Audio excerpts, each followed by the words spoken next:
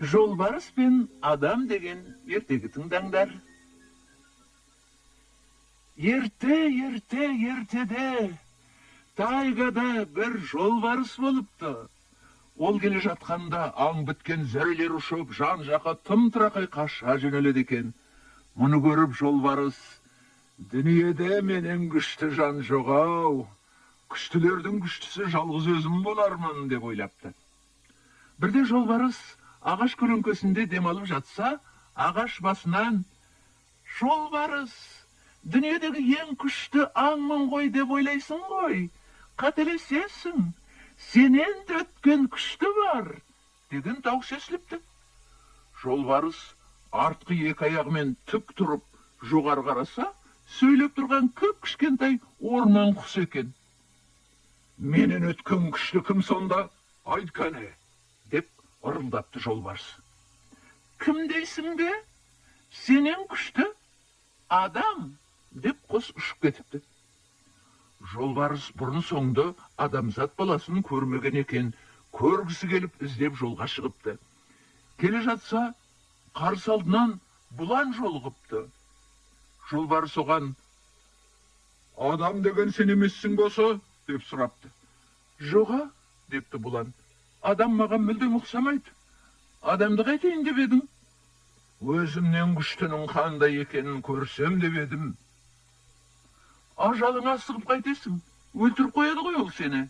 Дүниеде адамнан күшті ештеңе жоқ. Жолбарыс орманды басына көтере күліп, әр қарай жүріп кетіпті. Ойда жоқта алдынан бұғы жолығыпты. Жолбарыс оған: адам деген сен емессің босы, деп сұрапты. Жоқ, мен бұғымын. Адамды қайтейін деп едің? Өзімнен күштінің қандай екенін көрсем деп едім. Ажалыңа асығып қайтесің, ол сені өлтіріп қояды ғой. Дүниеде адамнан асқан күшті жоқ. Жолбарыс оған да күліп, әр қарай жүріп кетіпті. Келе жатса, екі аяқты біреу ағаш шауып жатыр екен. Кенет шауып жатқан ағашы сықыр-сықыр етіп, жантайып барып құлап түсіпті. Жолбарыс ағаш арасына жасырынып, одан әрі бақылапты. Бақылай жалыққан соң, аяғын мысықша басып, екі аяқтының қасына жақындапты.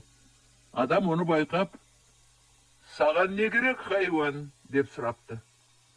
Адамды көрсем деп едім. Ол ойын қиын екен. Адамның сенен күшті екенін білмеуші ме едің? Адамға қараудың өзі қауіпті. Менен күшті ешкім жоқ дүниеде, деп күркірепті жолбарыс.